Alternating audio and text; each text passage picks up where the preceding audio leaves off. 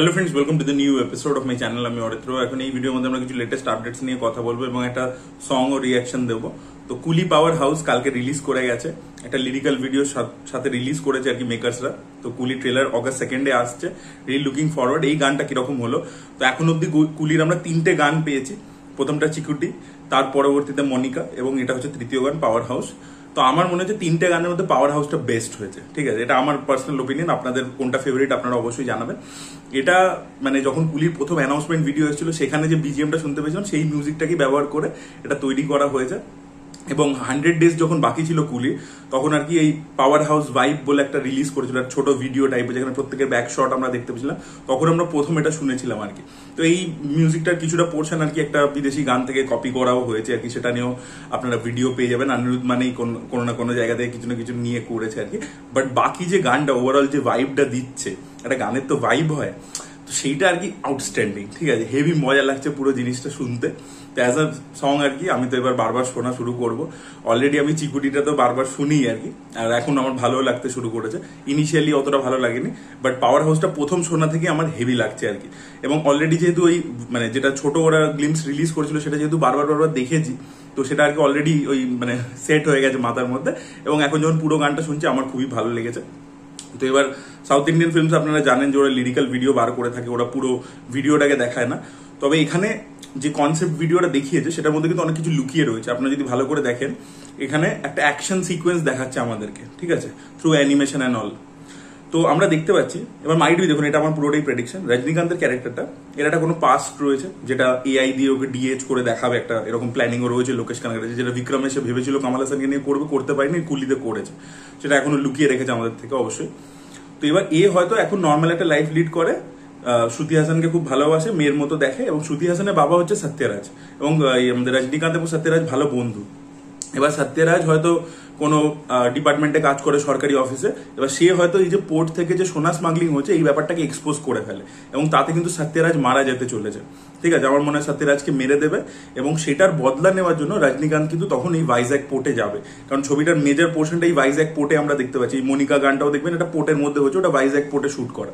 এবার ওই পোর্টে আসার পরে ও নিজে কুলি হয়ে ওখানে কাজ করতে শুরু করবে। এবার এই কুলিরা, সব যে ওয়ার্কাররা আছে, ডকের যারা লেবাররা রয়েছে, তারা মিলে একটা কোনো বাড়িতে থাকে।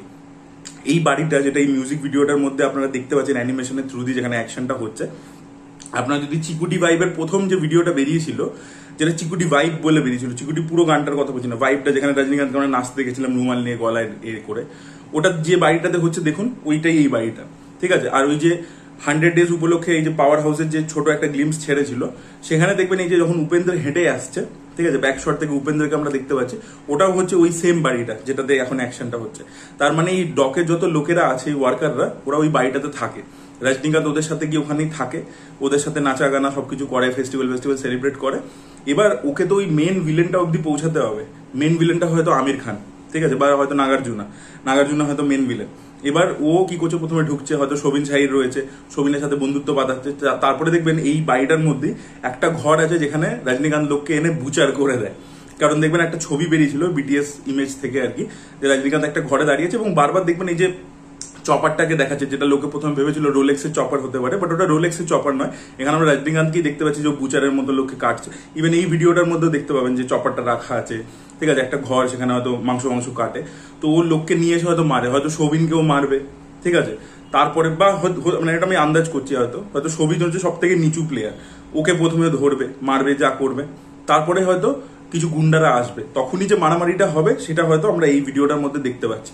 দেখুন, বিভিন্ন বিল্ডিংটার বিভিন্ন ঘরে বিভিন্ন ট্র্যাপস পেতে রেখেছে, একটা জায়গায় সিলিন্ডার রেখেছে, সেগুলো ফাটছে, কিছু লোক মরে যাচ্ছে, ও অ্যাটাক করছে।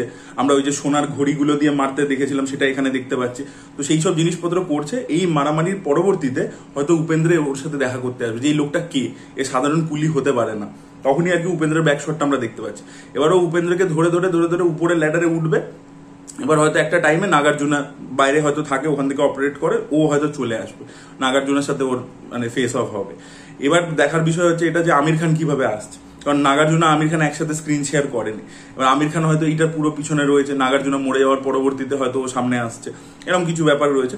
তো এরকমই একটা কিছু হতে চলেছে আর কি গল্প, মানে ওই পোর্টটায় যাওয়ার পরবর্তীতে ও কিন্তু ধীরে ধীরে একটার পর একটা লেভেল আপ রাইজ করবে, করে একজন একজন করে করে মারবে।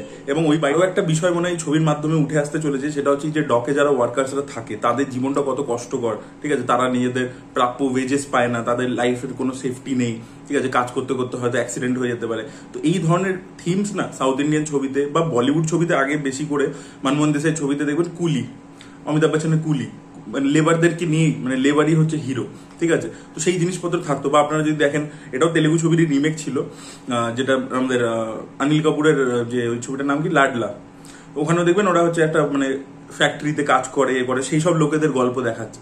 তো সেটা ধীরে ধীরে মানে হিন্দি সিনেমা থেকে তো সরে গেছিল, বিকজ হিন্দি সিনেমা গ্লোবালাইজেশন হয়েছে, এনআরআই অডিয়েন্সকে কেটার করছে, তারা ডকের ওয়ার্কার, ফ্যাক্টরির লেবার এদের গল্প দেখতে চাইছে না, তাদের হিরো হিসাবে দেখতে চাইছে না। তখন আর কি Shahrukh Khan aspirational hero, DDL যে রাজ, এরকম একটা ইমেজ এলো। বাট সাউথ ইন্ডিয়া কিন্তু ওই ব্যাপারটাকে রিটেন করেছে, যে সাধারণ মানুষের হয়ে লড়ছে। তো ডেফিনেটলি একটা গোল্ড স্মাগলিং এর ব্যাপার তো থাকবেই, সেটাকে নিয়ে লড়া, সেটাকে নিয়ে এক্সপোজ করা, রিভেঞ্জের একটা অ্যাঙ্গেল থাকবে, সেগুলো তো থাকবেই। বাট আমার যেটা মনে হয় যে এই যে সাধারণ ওয়ার্কার, লেবার, এদের যে দুঃখ কষ্ট, সেই ব্যাপারটা উঠে আসতে চলেছে। কারণ লোকেশ বলছে যে ফার্স্ট হাফটা খুব ইমোশনাল, সেখানে ড্রামা রয়েছে, রয়েছে। তো মাইট বি হয়তো যেহেতু সত্যরাজ মরে যাচ্ছে, তো একটা বন্ধুত্বের অ্যাঙ্গেল এস্টাবলিশ করবে রজনীকান্ত সত্যরাজের মাঝখানে, সে মারা যাবে, শ্রুতি হাসান ভেঙে পড়ছে। আর পরবর্তীকালে এই যে রজনীকান্ত ভাইজাকে চলে এসছে এবং এসে নিজের মিশনটাকে এক্সিকিউট করছে, সেখানেও কিন্তু শ্রুতি হাসান পরবর্তীতে ওকে হেল্প করতে আসতে পারে। হয়তো ও জার্নালিস্ট বা কিছু হবে, ও এসে হয়তো আমার বাবার বদলা আমিও নেবো, তুমি একা কেন নেবে, তো এরকম ভাবে ওরা দুজন হয়তো টাই আপও করতে পারে। তো এইগুলো যা যা এখন অব্দি ওরা বিটিএস সবকিছু রিলিজ করেছে, এই ভিডিওটা সবকিছু দেখে যা যা প্রমোশনাল কন্টেন্ট আমাদের সামনে এসেছে, তার ভিত্তিতে আমি একটা স্টোরি প্রেডিকশন মোটামুটি করলাম। আপনাদের কি মতামত সেটা অবশ্যই কমেন্টে জানাবেন। এবার আমরা বাকি আপডেটস গুলো নিয়ে কথা বলবো। প্রথম আপডেটটা হচ্ছে কিংডম ছবিকে কেন্দ্র করে। তো 26 তারিখে এই ছবির ট্রেলার আসতে চলেছে, দেখা যাক ছবিটা কিরকম হয়। গৌতম তিন্নানুরির থেকে প্রচুর এক্সপেকটেশন রয়েছে, বিজয় দেবরকোন্ডা একটা বক্স অফিসে বড়সড় কামব্যাক করুক আশা করবো। আর ওয়ার 2 এর ট্রেলার আসতে চলেছে 25 তারিখে, মানে শুক্রবার দিনকে। দেখা যাক ট্রেলারটা কিরকম হয়। টিজারটা আমার খুব একটা ভালো লাগেনি, ট্রেলারটার থেকে প্রচুর এক্সপেকটেশন রয়েছে। এর পরবর্তী আপডেটটা ওয়ার 2 এ কেন্দ্র করে। তো ওয়ার 2 এর যে পোস্ট ক্রেডিট সিন আছে, সেখানে আমরা আলিয়া ভাট এবং শারবারি বাগ দুজনের ক্যামিও দেখতে পেতে চলেছি। এবং ওই সিনটা লিড করবে হচ্ছে আলফা বলে যে ছবিটা, যেটা ক্রিসমাসে আসছে, সেটা ডাইরেক্টলি লিড করতে চলেছে আর কি ওটাতে। এর পরবর্তীতে আমরা কথা বলবো যে সূর্যার কারুপ্পু বলে ছবিটা, যেটা টিজার আজকে সকালবেলা আসতে চলেছে এবং দুটো পোস্টার কালকে মেকার্সরা অলরেডি ড্রপ করে দিয়েছে। তো আমরা দেখতে পাচ্ছি ভিলেজ ব্যাকড্রপে হতে চলেছে, এটা কোনো ফেস্টিভ্যাল চলছে, যেখানে লোকেরা আর কি বহুরূপী সেজে নাচছে, এ করছে। সূর্যা তাদের মাঝখানে একটাতে পুরো কালো ড্রেস পরে হেঁটে আসছে, গ্রামেরই লুক, আর একটাতে এরকম রেড শার্ট পরে বসে রয়েছে। দেখা যাক ছবিটা কিরকম হয়। আর যে বালাজি করছে, একটা হিউমারাস টাচ থাকতে চলেছে, যাই অ্যাকশন ইত্যাদি যাই থাকুক, বাট একটা হিউমারাস টাচ আমার আশা করি যে থাকবে আর কি। দেখা যাক এই ছবিটা দিয়ে সূর্যা বক্স অফিসে বড়সড় হিট দিতে পারে কিনা।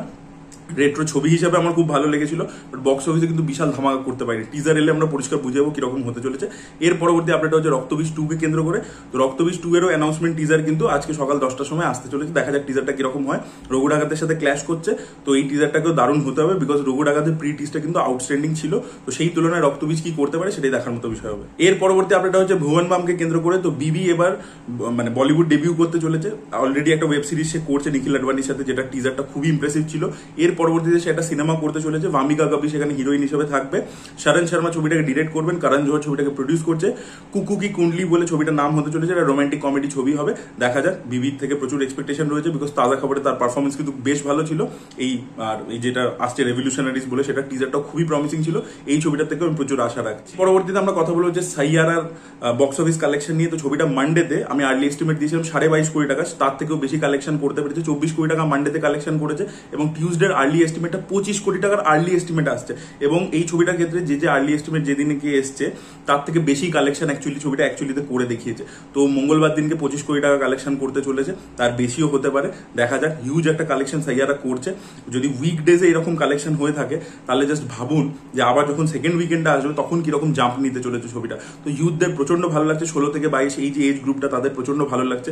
আবার তারা সিনেমা হলে যেরকম কাণ্ড কারখানা করছে, সেটা দেখে ছবিটা ট্রোলিংও হচ্ছে। একদল যারা 30 বা তার থেকে ঊর্ধ্বে বয়সী লোকেরা, তারা এটাকে নিয়ে ট্রোল করছে, বলছে ছাপড়িদের ছবি, ঠিক আছে, নিব্বা নিব্বিদের ছবি। তো এই ধরনের জিনিসপত্র চলছে, সব রকমই ডিসক্লোজ চলছে, বাট ছবিটাকে নিয়ে প্রচুর কথাবার্তা হচ্ছে অনলাইনে। তো দেখা যাক ছবিটার আলটিমেটলি কালেকশনটা কোথায় গিয়ে পৌঁছে, 300 কোটি পার করতে পারে কিনা। ভিডিও পরবর্তী আপডেট হচ্ছে শিবা কার্তিকের পারাশক্তি বলে ছবিটা নিয়ে, যে ছবিটা ডিরেক্ট করছেন সুধা গঙ্গুরা। ছবির শুটিং আবার রিজিউম হয়েছে। শোনা যাচ্ছে এই ছবির মধ্যে একটা ইম্পর্টেন্ট চরিত্রে রানা ডাগুবাটিকেও আমরা দেখতে পেতে চলেছি। ভিডিও পরবর্তী আপডেট হচ্ছে রাজকুমার রাওকে নিয়ে। তো উজ্জ্বল নিগম, যিনি একজন লয়ার ছিলেন, যিনি বম্বে বম ব্লাস্টের কোর্ট কেসটা লড়েছিলেন এবং তার পরবর্তীতে 2003-এ যে ট্রেন অ্যাটাক্স হয়েছিল সেটার কেসও লড়েছিলেন। তো তাকে নিয়ে বায়োপিক হচ্ছে। অবিনাশ অরুণ, যিনি পাতাল লোকের কিছু এপিসোড ডিরেক্ট করেছিলেন, দুটো সিজনেরই আর কি। তো অবিনাশ সেকেন্ড সিজনটা তো উনাটা পুরোটাই আর কি ডিরেক্ট করেছেন মানে অবিনাশ অরুণ। তো তিনি আর কি ছবিটার পরিচালনা করতে চলেছেন। ম্যাডক ফিল্মস এটাকে প্রডিউস করছে। ইনিশিয়ালি তারা আমির খানকে অ্যাপ্রোচ করেছিল, আমির খান ইন্টারেস্টেডও ছিল, বাট পরবর্তীকালে তিনি রাজকুমার হিরানির সাথে দাদা সাহেব ফালকে বায়োপিকটা করছেন, তাই জন্য এই বায়োপিকটা তিনি করতে পারেননি। তো রাজকুমার রাওকে ফাইনালাইজ করা হয়েছে। 2025-এর শেষ ভাগ থেকে ছবি শুটিং শুরু হবে এবং ওয়ান গতি পুরো শুটিংটা শেষ করবে।